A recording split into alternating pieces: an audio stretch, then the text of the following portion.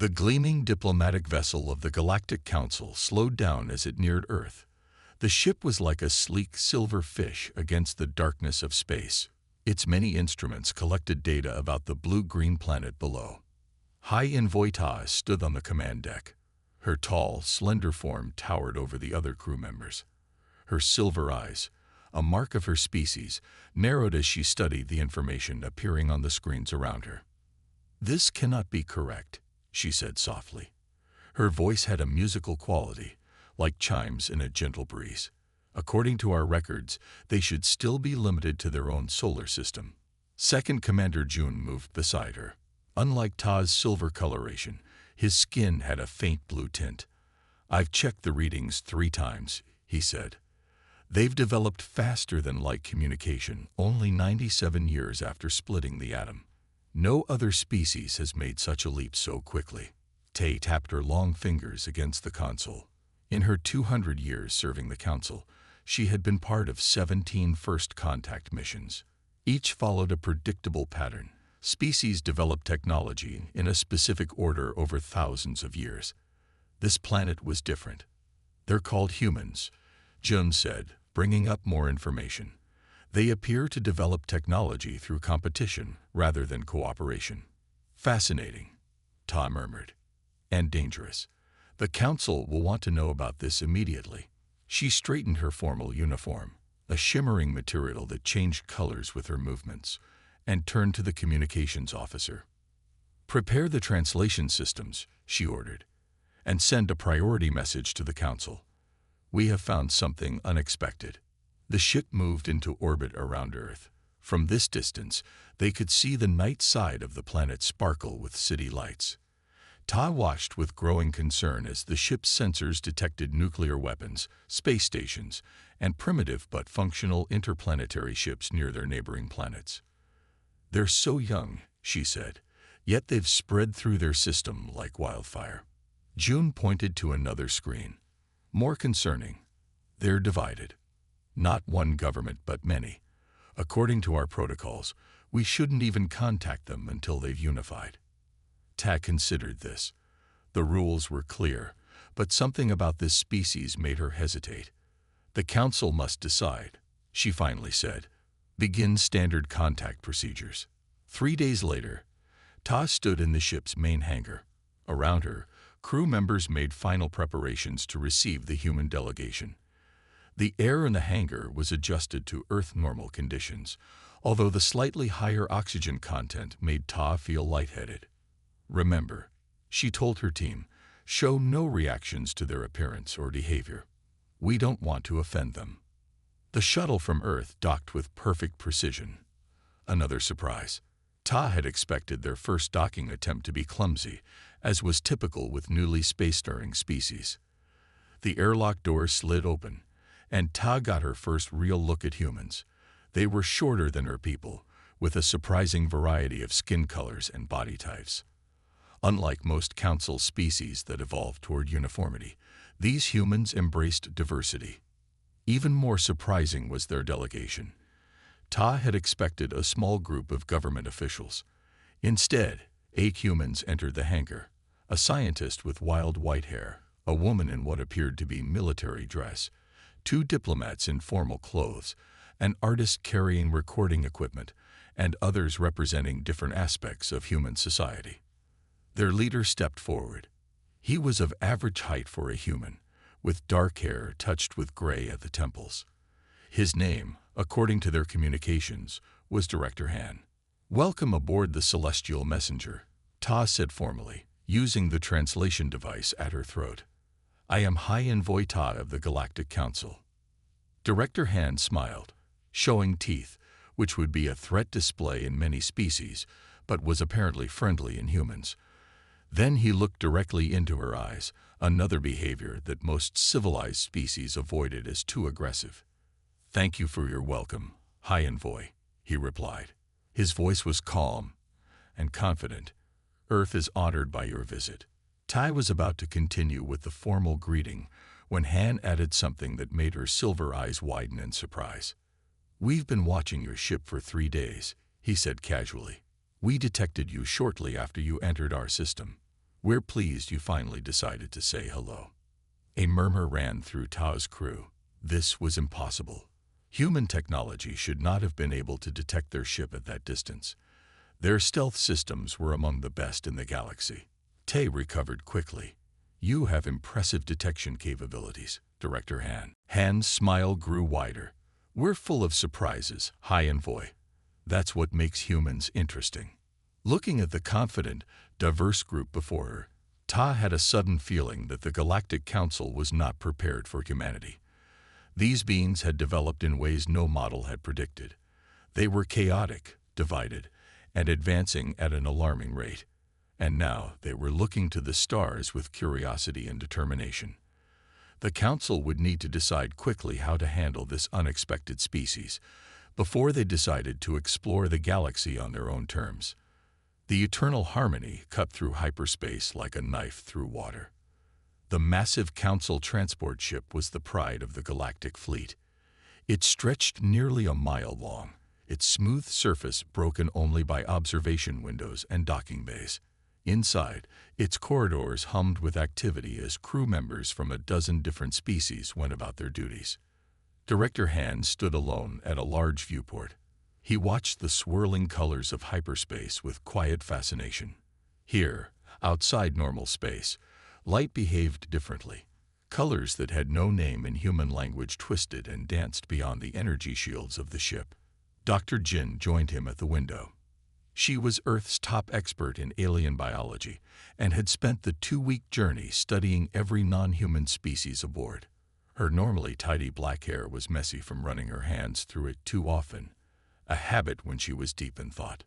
"Beautiful, isn't it?" Han said without looking away from the window. Jin glanced at the hyperspace view, then at the alien crew members moving about the chamber behind them.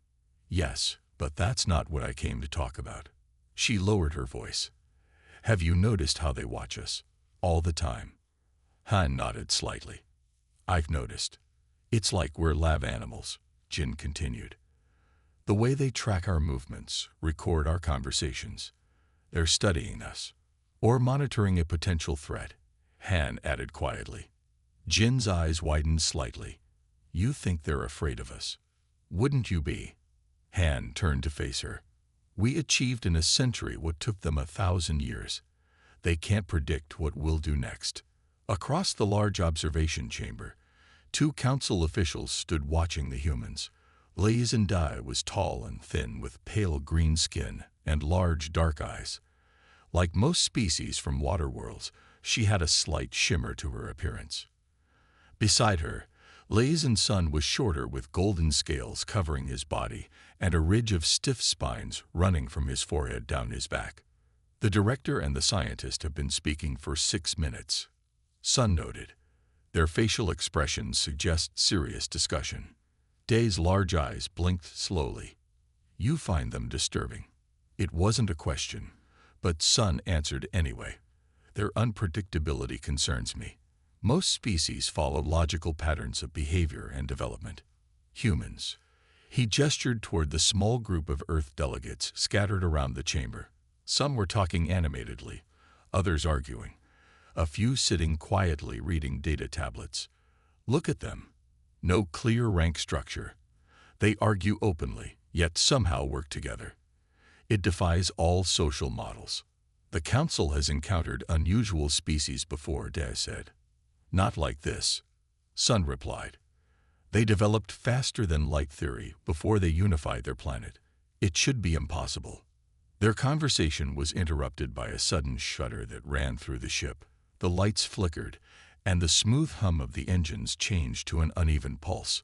Around the chamber, crew members rushed to stations as alarm signals flashed on screens. "Attention all personnel," a voice announced over the ship's communication system. "We are experiencing a Level 3 navigation failure. Please remain calm and proceed to safety positions." Han gathered the human delegation together quickly. "What's happening?" he asked a passing crew member. The alien, the blue-skinned navigator, paused briefly. "Navigation system failure. The backup systems will engage soon. Please return to your quarters." Instead of leaving, Engineer Yoon from the human delegation moved toward the main control panel. She was young, even by human standards, but had helped design Earth's first successful jump drive. While council officers were running emergency protocols, she studied the alien technology with intense focus.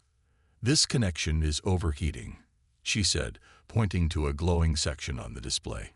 "It's causing cascade failures in the navigation matrix." The council officers stared at her. "How can you possibly know that?" one asked. "You've never seen this technology before." Yoon shrugged. "The principles are similar to our systems, just more advanced. Look." She pointed to a pattern on the screen. "That's a feedback loop. If you reroute through the secondary array and use your quantum buffer as a temporary navigation processor." The senior officer looked skeptical but desperate. The ship shuddered again, more violently. "That would require adapting incompatible systems to work together." "Yes," Yoon said simply. "May I?" After a moment of hesitation, the officer stepped aside. Yoon's fingers moved quickly over the alien controls. She worked with calm precision, occasionally asking for specific tools or access to different systems. The other humans watched with varying expressions of confidence or concern. 20 minutes later, the ship's engines returned to their smooth hum. The lights stabilized. On the main display, all systems showed normal function. The council crew stared at the readings in disbelief. What Yoon had done should have been impossible. She had created an interface between systems that were never designed to communicate, using methods that violated standard engineering protocols. "That's impossible," Sun whispered to Dai as they watched the humans congratulate their engineer. Yoon was smiling shyly as Director Han patted her shoulder. Dai watched the humans with new interest. "I'm beginning to think," she replied slowly, "that humans don't acknowledge impossibility the way other species do." Later, as the ship continued its journey toward the Galactic Council headquarters, reports of the incident spread throughout the vessel. The council officers looked at the humans with new eyes, filled with a mixture of respect, curiosity, and something else. Fear. The Galactic Council chamber was the largest room Director Han had ever seen. It rose so high that clouds formed near its ceiling. The walls curved in a perfect circle, with rows of seats holding aliens of every possible shape and size. Some floated in special tanks. Others needed special breathing equipment. All watched the humans with intense interest. The Earth delegation stood on a round platform in the center of the chamber. Bright lights shone down on them, making Han feel like he was on a stage. In a way, he was. The future of humanity depended on how well they performed here. 5 enormous chairs sat on a raised section opposite the entrance. These seats held the council elders, the most respected leaders from the 5 founding species of the Galactic Council. They towered over the humans, some standing 3 times taller than Director Han. Elder Min spoke first. His voice was deep and seemed to come from everywhere at once. His skin was dark blue, with patches that glowed when he spoke. "In 15,000 years of council history," Elder Min said, "we have never encountered a species that developed spaceflight without unified planetary governance. It defies all models of societal evolution." Han took a deep breath and stepped forward. He felt small but refused to be intimidated. "With respect, Elder," he said, his voice clear and steady, "humanity has always defied expectations. It's our greatest strength." A murmur ran through the chamber as thousands of delegates reacted to his words. Some seemed impressed by his confidence. Others appeared disturbed. "You speak boldly for a species that still fights among itself," said Elder Rin, her feathered crest rising with emotion. "How can we trust you to uphold council peace when you cannot maintain your own?" Dr. Jin stepped forward to join Han. "Our differences drive our progress," she explained. "When one nation develops something new, others improve upon it. Competition has made us adaptable." "Adaptable or dangerous?" asked Elder Gam, whose 6 eyes blinked in different patterns as he spoke. The questioning continued for hours. The human delegation answered honestly, even when the truth was not what the council wanted to hear. "Yes, Humans still had wars. Yes, they had damaged their planet's environment. Yes, they had developed weapons before developing global cooperation. But they had also created art that moved beings to tears. They had sacrificed for strangers. They had looked at problems that stumped the greatest minds and found simple solutions through unusual thinking. For 3 days, the questions continued. The humans grew tired but remained composed. They were tested on ethics, philosophy, science, and culture. Sometimes their answers caused shocked silence. Other times, ripples of approval spread through the chamber. In the observation gallery high above the main floor, Counselor Sue watched with growing concern. Her species had helped found the Council 10,000 years ago. They'd valued order above all else. "They shouldn't be here," she said quietly to her colleague beside her.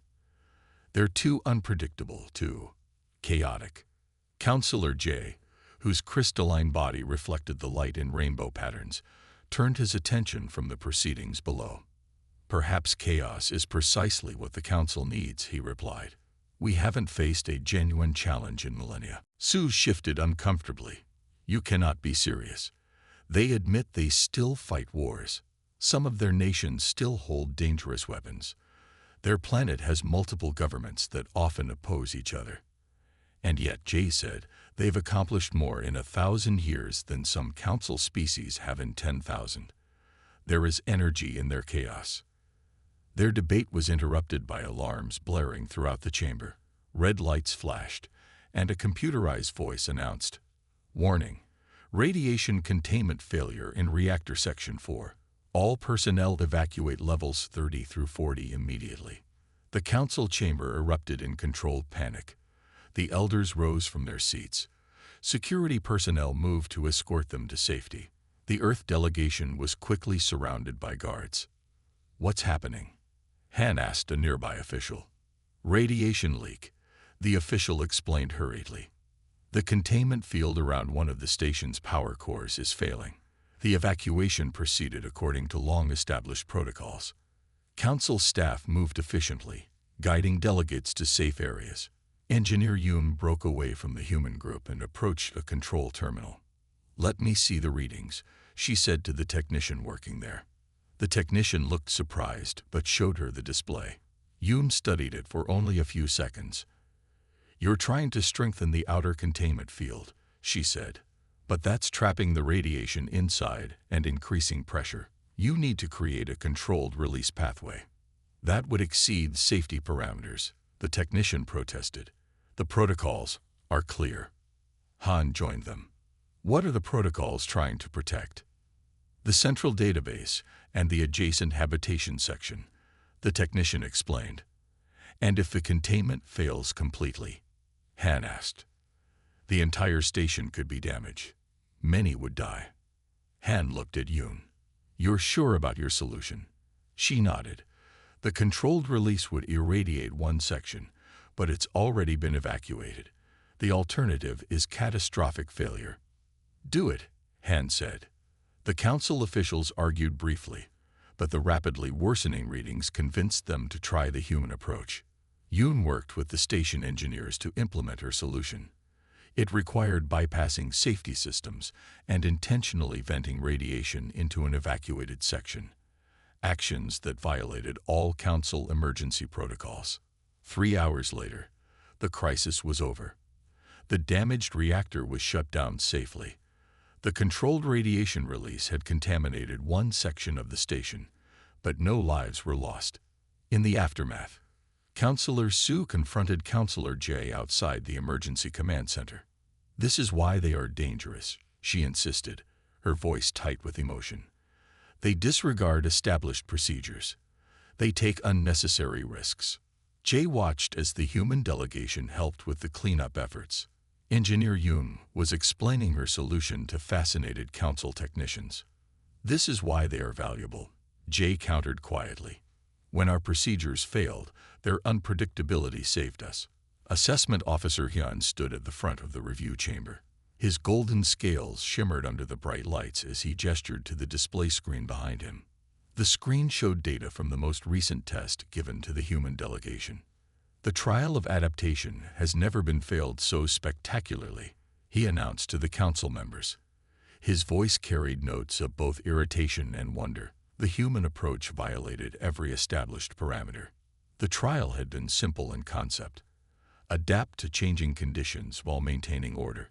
All species faced this test before council membership. Most followed the approved methods, establish clear leadership, develop a structured plan, and implement changes gradually. The humans had done none of that.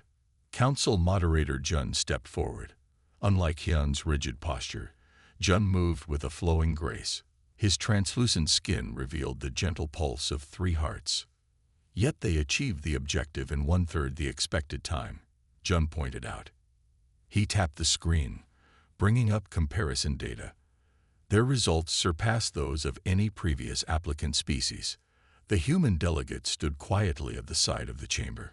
Director Han kept his face neutral, though inside he felt pride in his team's performance. Beside him, Dr. Jin studied the council members' reactions with keen interest. Engineer Yoon fidgeted slightly, eager to know what challenge might come next. For 7 days, the humans had faced test after test. They had solved technical problems, ethical dilemmas, and cooperation challenges. In each case, their methods had shocked and sometimes offended the council observers. They collaborate without hierarchy, Jun continued, highlighting video clips from previous trials. They innovate without precedent and adapt without limitation. These qualities are unsettling, but potentially valuable.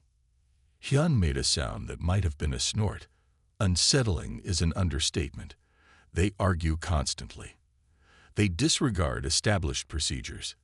They take unnecessary risks. And they succeed, Jun replied simply. While the council debated, Ambassador Wu was not with the other human delegates. She had been given permission to study council history in the station's archives. As a diplomat, she wanted to better understand the organization they hoped to join. In a dimly lit chamber deep in the lower levels of the station, Wu's eyes widened as she accessed files not meant for visitors. Her security clearance should not have allowed her to see these records, but she had discovered a flaw in the system. Typical human curiosity leading to unexpected results. The files told a disturbing story. Several primitive species had been deliberately kept from advancing by council intervention. When these species developed too quickly or in ways the council found concerning, subtle sabotage was employed. Disease outbreaks, natural disasters, even wars, all engineered to slow progress and maintain council control. Wu copied the evidence and quickly made her way back to the human quarters. Her heart pounded as she moved through the corridors. What she had discovered changed everything. She found Director Han alone in the meeting room, reviewing data from their previous tests. "Director," she said, her voice tight with urgency, "I found something you need to see." Han's expression darkened as he reviewed the evidence. The muscles in his jaw tightened. "This changes our approach," he said quietly. "We aren't just seeking membership anymore. We're fighting for the right of all species to determine their own future." He gathered the human delegation. They spoke in hushed voices, planning a new strategy.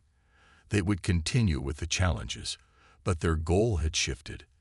They needed to prove not just that humanity deserved a place in the council, but that the council itself needed to change.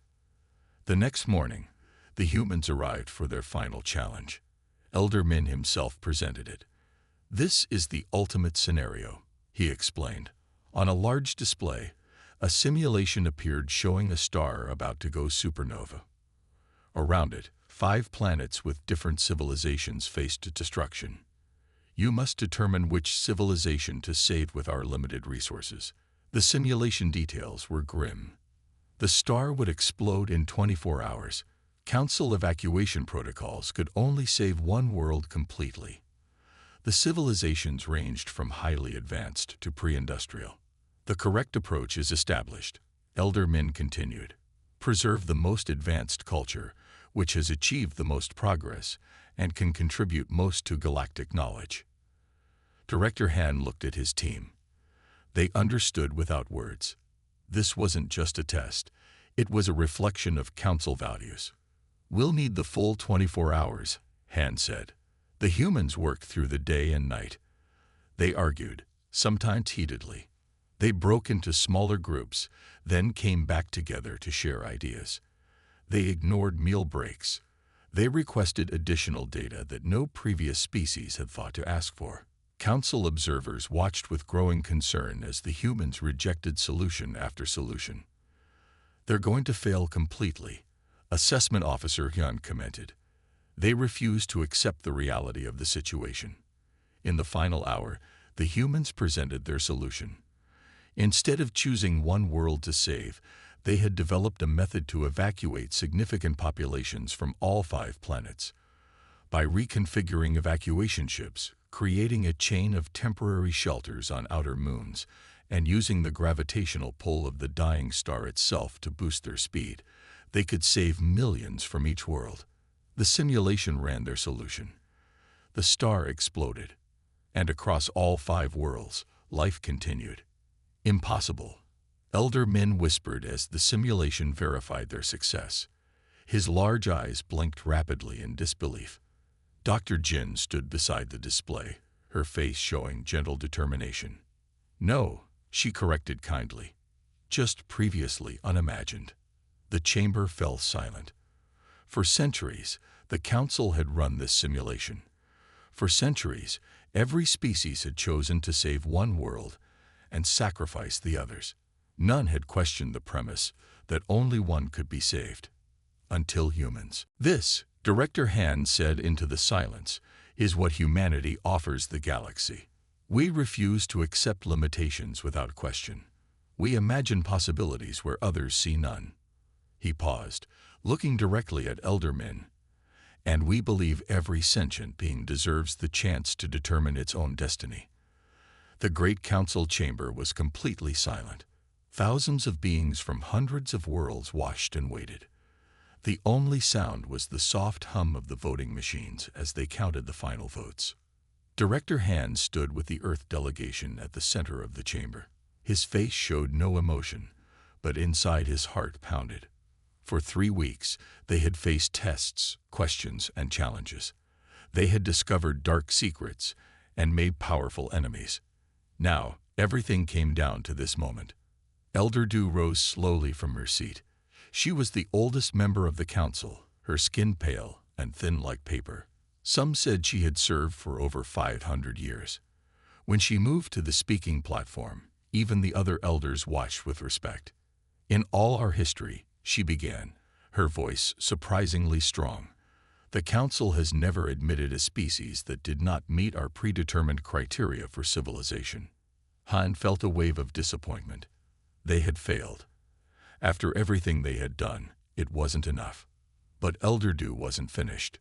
"Today, we acknowledge that our criteria may be incomplete." A murmur spread through the chamber. Many delegates looked shocked. Some seemed angry. Others nodded in agreement. "The humans have shown us something we had forgotten," Elder Du continued. "Progress comes not from perfect order, but from the creative chaos of different ideas working together."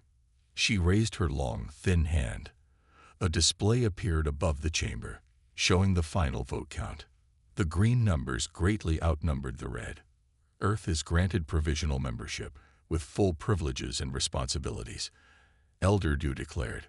Her voice carried easily through the huge space. "Furthermore, the Council hereby establishes a new committee for evolutionary diversity, to be chaired jointly by Council and Earth representatives." For a moment, Han couldn't speak. They had done more than succeed. They had changed the Council itself. The new committee would ensure that other developing species would have the freedom to grow in their own way. Ambassador Wu touched his arm. Her eyes were bright with emotion. "We did it," she whispered, "not just for Earth, but for all of them." The humans were quickly surrounded by delegates offering congratulations. Some seemed genuinely pleased. Others were clearly concerned about what these changes would mean. A few kept their distance, watching with cold eyes. "This is just the beginning," Dr. Jin said quietly to Han as they moved through the crowd. "The real work starts now." Han nodded. and not everyone is happy about it. 3 days later, the Earth delegation prepared to return home. They would bring news that would forever change human history. Earth was now part of a galactic community, with access to advanced technology, new worlds to explore, and allies among the stars. As they made final preparations in the docking bay, High Envoy Tai approached Director Han. She looked different from when they first met. Less formal, more open. "Director Han," she said, "I wanted to speak with you before you leave." Han smiled. "Of course, High Envoy. When we first detected your world," she admitted, "I expected to find primitives barely understanding the stars. Instead, I found teachers." Han remembered their first meeting, how the aliens had watched humans with such surprise and concern. "Perhaps that's humanity's role in the galaxy," he suggested, "not to be the most advanced or powerful, but to remind others that there are always new ways to solve old problems." Tai considered this. "An interesting perspective. Your species sees possibilities where we see only established patterns." "That's both our strength and our weakness," Han replied. "We sometimes rush forward without seeing the dangers. Then perhaps we can learn from each other," Ta said. She extended her hand in the human gesture of friendship that she had studied. "Safe journey, Director." Han shook her hand. "Until we meet again, High Envoy." The Earth ship departed an hour later. It was small compared to Council vessels, but it carried something precious, the beginning of a new relationship between humanity and the galaxy. On the Council station's observation deck, dozens of representatives gathered to watch the ship's departure. The small vessel grew smaller until it was just a point of light, then vanished as it entered hyperspace for the journey home. Counselor Sue stood at the front of the observation window. Her face showed worry as she watched the ship disappear. "Everything will change now," she said, uncertainty in her voice. Beside her, Counselor J's crystalline form reflected the stars outside. "Yes," he agreed, "and that may be exactly what we've needed for a very long time." He turned from the window to face the other council members. "For too long we have followed the same patterns, thinking they were the only way. The humans have shown us that there are other paths." "Dangerous paths," Sue argued. "Perhaps," Jay admitted, "but also exciting ones. When was the last time you felt truly surprised by something new, Counselor? When did you last question your own assumptions?" Sue had no answer. Later that night, Elder Du sat alone in her private chamber. On her display screen, she watched recordings of the humans during their various tests. Their arguments, their cooperation, their refusal to accept limitations. "Computer," she said, "begin recording." Personal log. Date mark 457.6. She paused, gathering her thoughts. "Today marks the beginning of a new era for the Council. For 15,000 years, we have guided the galaxy according to our understanding of progress and civilization. We believed our way was the only way." She looked again at the images of the humans working together. "We were wrong, and I am grateful to have lived long enough to see it." Elder Du closed the log and looked out at the stars. Somewhere out there, a small blue planet had just changed the course of galactic history, not through superior technology or military might, but through the simple, human refusal to accept that some problems couldn't be solved. The end.